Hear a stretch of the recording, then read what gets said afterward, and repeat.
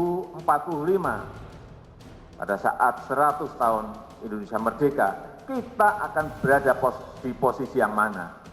Visi itulah yang menjadi target kita. Ada tiga tahapan besar yang ingin kita lakukan. Yang pertama, sebagai basic fondasi, kita akan bangun infrastruktur.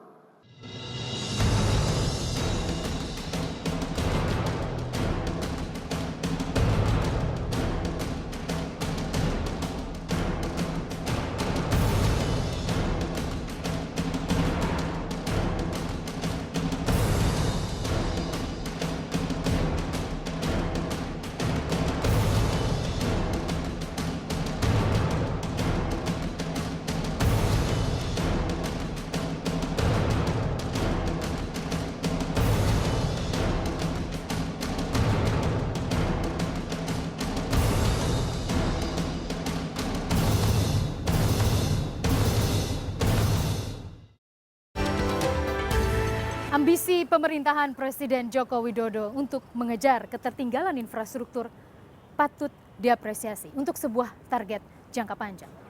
Namun keterbatasan ruang fiskal memaksa pemerintah untuk memutar otak. Seperti apa idealnya pendanaan mega proyek infrastruktur? Akankah pemerintah memperluas porsi keterlibatan swasta untuk mengerjakan proyek-proyek infrastruktur? Pada saat yang bersamaan, daya beli yang menopang lebih dari separuh pertumbuhan ekonomi melemah hingga kuartal 2 2017. Benarkah infrastruktur overdosis? Saksikan wawancara kami bersama Presiden World Bank Group, Yong Kim, yang memotret seperti apa kinerja pemerintahan Presiden Joko Widodo berikut ini. President Kim, thank you. Thank you for having me here. Okay. President Kim, talking about Indonesia's government under presidency of President Joko Widodo, they're aggressively boost the infrastructure agenda here. Mm-hmm. Do you see that Indonesia is on the right track now? Absolutely. Indonesia is very much on the right track. You know, Indonesia is starting off with a large deficit. We estimate that the required infrastructure investment is about $500 billion over the next 5 years. Indonesia's own resources from the government can cover only about a third of that.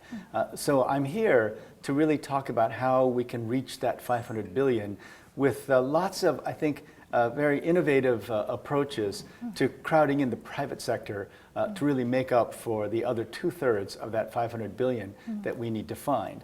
But I have been very impressed with the leadership of President Jokowi. And in fact, I tried to keep Ibu Ani, Sri Mulyani, the Minister of Finance, for as long as I could. I kept her for 2 years, but he has done such a great job that he was able to recruit away from me one of the best managing directors in the history of the World Bank Group. I just want to tell all the people in Indonesia, I'm not here to bring Sri Mulyani back.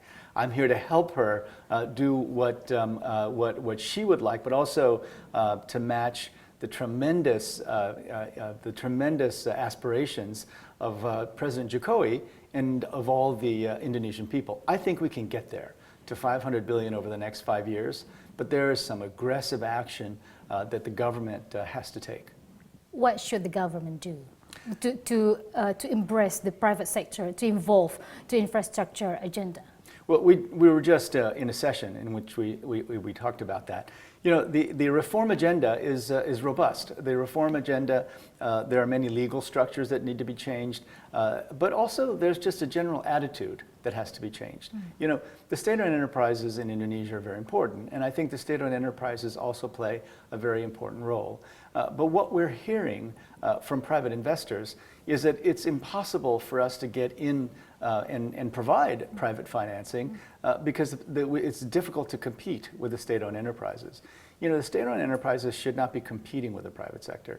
The state-owned enterprises should be filling holes that the private sector cannot fill. You know, Indonesia is in a great place because its debt to GDP ratio is very low. And also, we just learned this morning the percentage of its GDP that is taken by contingent liability. In other words, you know, payments that may have to be made later to other entities is less than 1%, 0.7%. And there's a sense that they could go all the way to 6% of GDP in terms of contingent liability. Well, that's a huge opportunity. That's precisely the kind of thing that private investors are looking for. But right now, the regulatory environment is keeping many private sector investors out, and also the sense that even if they get in, the competition with state-owned enterprises will be such that it's not worth it for them. And that's too bad, because right now, there's a huge opportunity. You know, I was saying today that there's $8.5 trillion invested in negative interest rate bonds. In other words, when you give the European Central Bank or the Japanese Central Bank or the German Central Bank your money, you don't receive interest payments from them.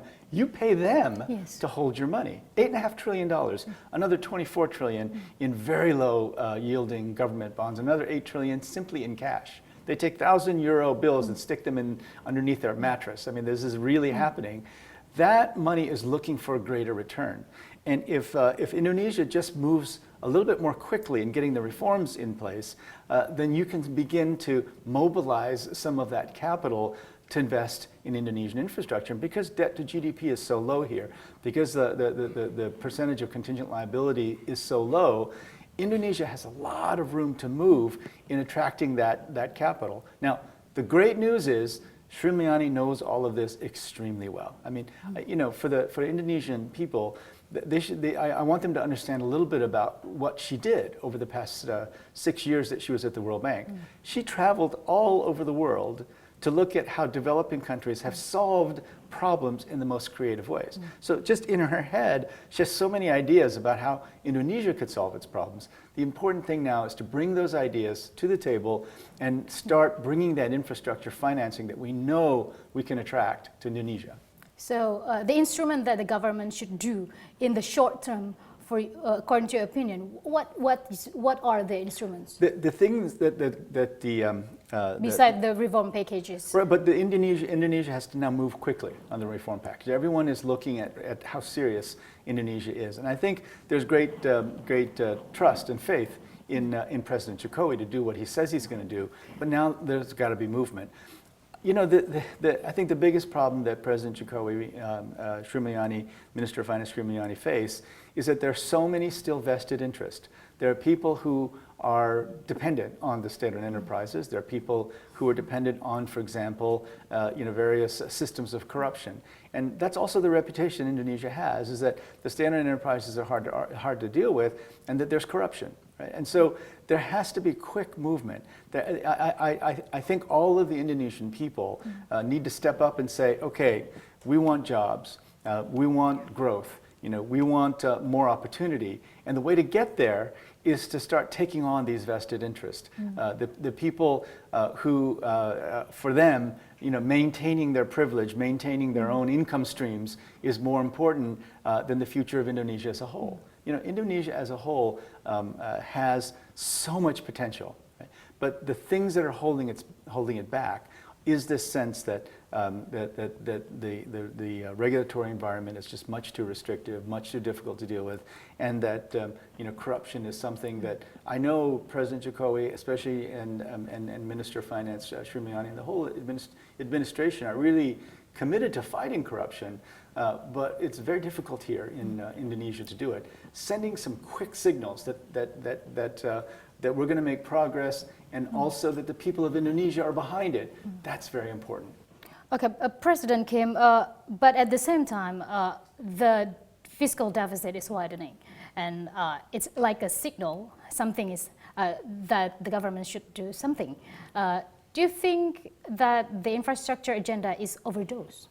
Well, because the lowering of purchasing power of households in Indonesia. Sure, I understand that, but you know, there's a law here in Indonesia that the fiscal deficit can only be 3%, right?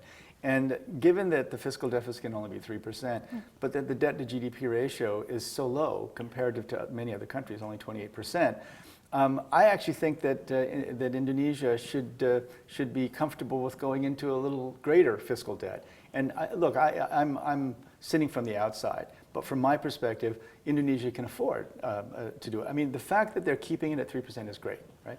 But in Indonesia, there has to be some spending to set the foundation for growth in the future. I mean, the infrastructure deficit is real. The transport, the ports, there has to be very quick movement. I was also on the with Minister Rudy of the Communications and Telecom. That has to also be scaled up very quickly. Everybody in Indonesia should have access to broadband as soon as possible, because better transport and access to broadband could be the foundation of the economic model going forward. So anyway, I think that Indonesia is in a relatively good position, but they need to move very quickly on the question of infrastructure. There are other areas where I think Indonesia is in more trouble, that they need to move even more quickly, and that's, of course, in the area of human development and human capital. Human capital, human capacity, cognitive ability, this is going to become more important with every passing year.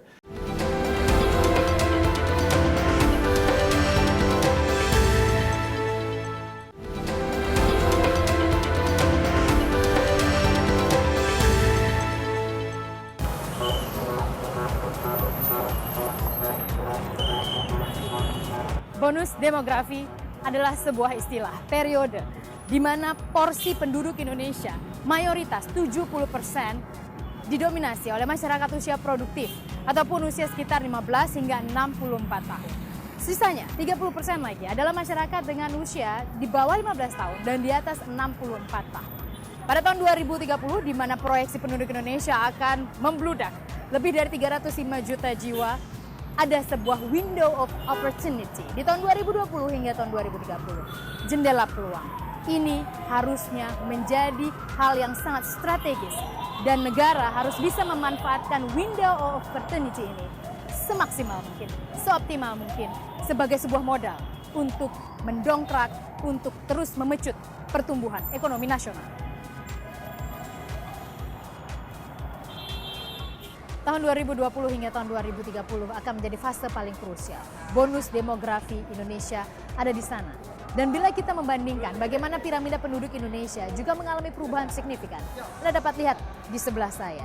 Piramida penduduk Indonesia pada tahun 2015 misalnya, usia produktif yaitu usia 15 sampai 64 tahun tidak memenuhi bagan piramida penduduk Indonesia. Berbeda sekali dengan tahun 2035. Kita bisa saksikan, terbukti. Data dari BPS kemudian dihimpun juga oleh UN dan juga World Bank ini menunjukkan bagaimana usia produktif 15 sampai 64 tahun mengisi interval usia produktif di piramida penduduk Indonesia.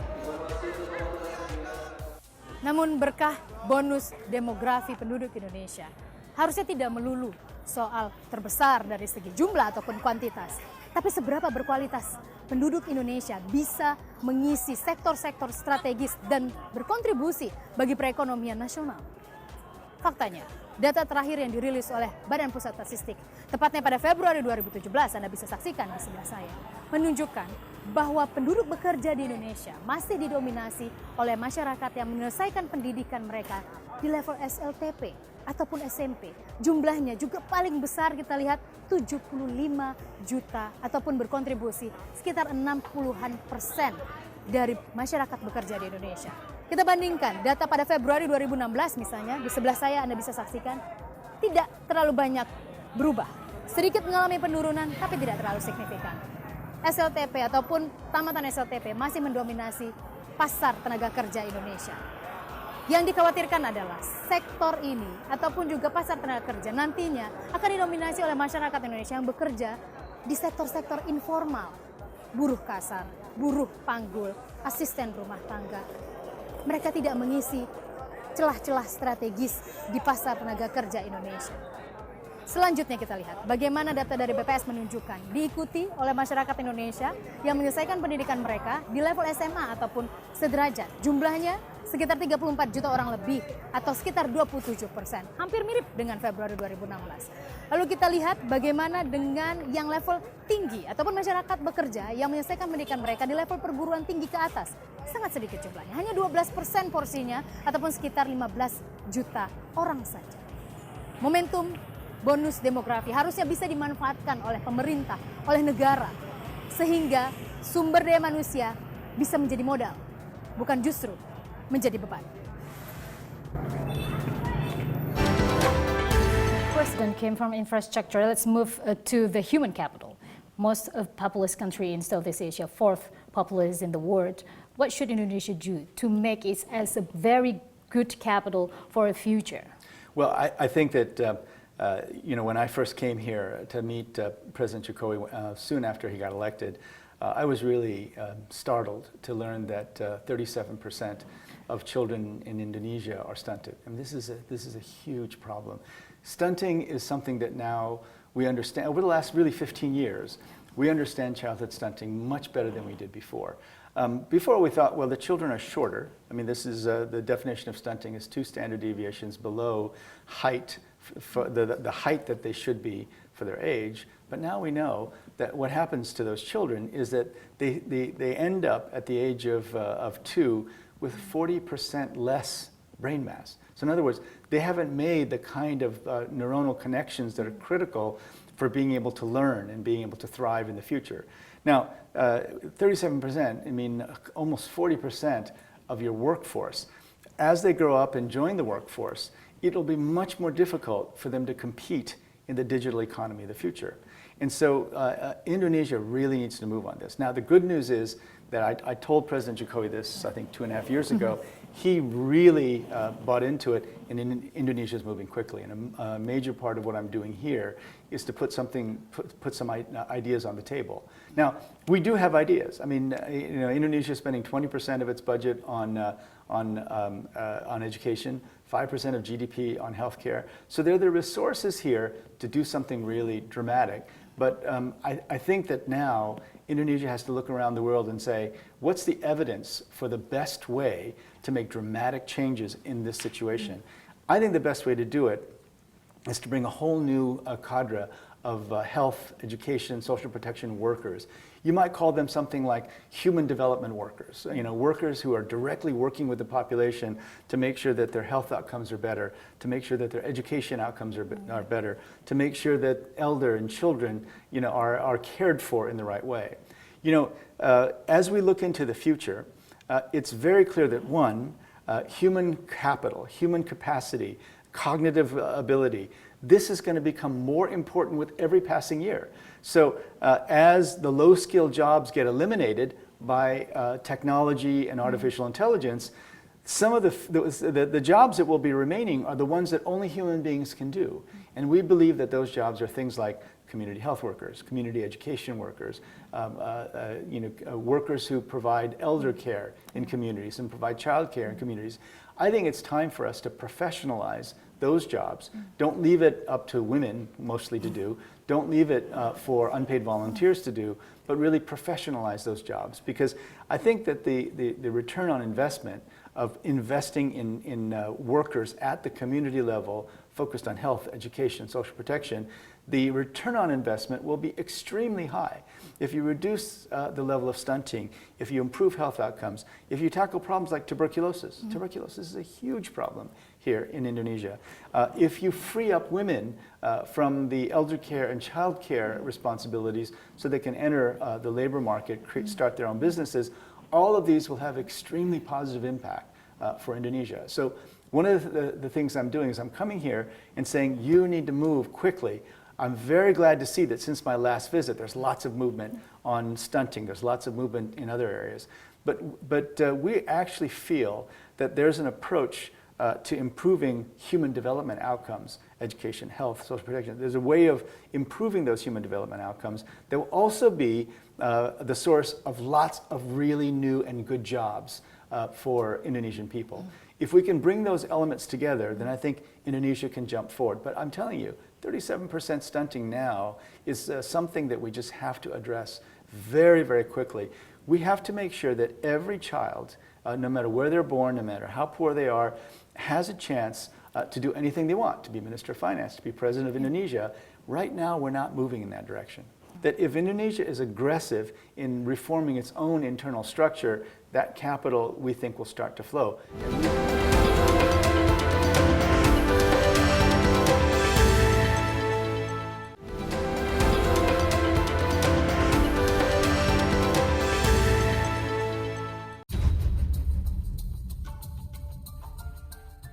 Demi pemerataan ekonomi, Presiden Joko Widodo telah menggaungkan pembangunan infrastruktur hingga ke pelosok Nusantara.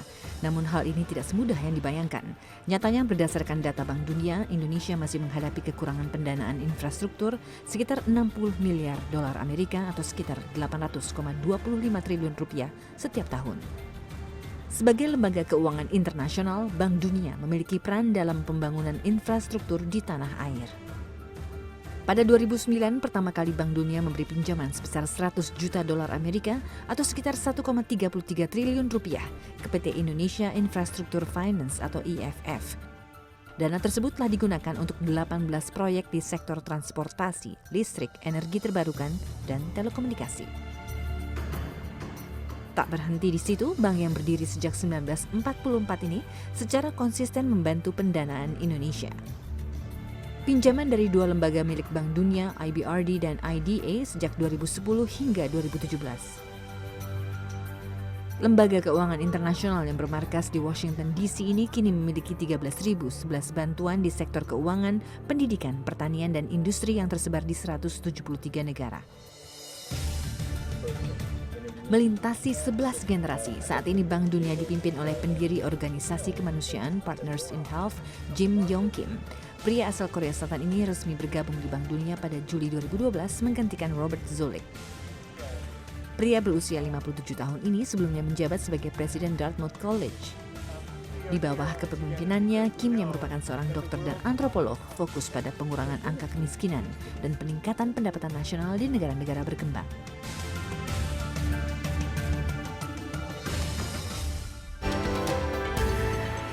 President Kim, let's take a look about the current global condition. As we know, the rebalancing of China, and then the protectionism of President Trump, and then the Brexit is not easy for emerging markets like Indonesia to move. We have to very special strategy to get on. Where's the low-hanging fruit, according to your opinion, right now? Well, so I think Indonesia is in relatively good shape. Look, Indonesia will grow over 5% this year. But in order to keep up with its very rapidly expanding population, rapid urbanization, it has to grow at an even higher level. But with all the things I just talked to you about, with policy reform, with an administrative reform, another major area that we'll talk about on my visit here is tax reform. Right? There needs to be higher tax collection. Indonesians, the percentage of GDP in tax collection has actually gone down in the last few years in Indonesia. This is a major problem. Indonesia needs to collect more taxes. So collecting more taxes, and spending them better, that is something that's completely independent of whatever's happening in the world, and Indonesia can do it, and they need to do it quickly. Reforming the policies around infrastructure, this is completely independent of what's happening in the rest of the world. Indonesia can do it. In fact, the low-hanging fruit there is what I've mentioned before. There's so much capital out there looking for higher return that if Indonesia is aggressive in reforming its own internal structure, that capital, we think, will start to flow. And we at the World Bank Group will help with that. The other is just improving investment in human capital. So, there's a lot of uncertainty out there in the world. But if Indonesia starts saying, well, we can't take action because of uncertainty in the world, that would be a huge mistake. All of the things that we talked about, better tax collection, better use of the money, creating an environment where private investment is going to just accelerate here in Indonesia for infrastructure, and investing in human beings more effectively, these have nothing to do with what's going on in the rest of the world. They can be done in whatever environment there is, and so Indonesia just has to prepare for whatever the future brings. Many of us, like at the World Bank, we're trying to make sure that what the future brings is something that's good and works for everybody. But these are all things that Indonesia can do regardless of whatever is happening in the world. Mr. Yong Kim, President of the World Bank Group, thank you. Thank you very much, Hera. For coming.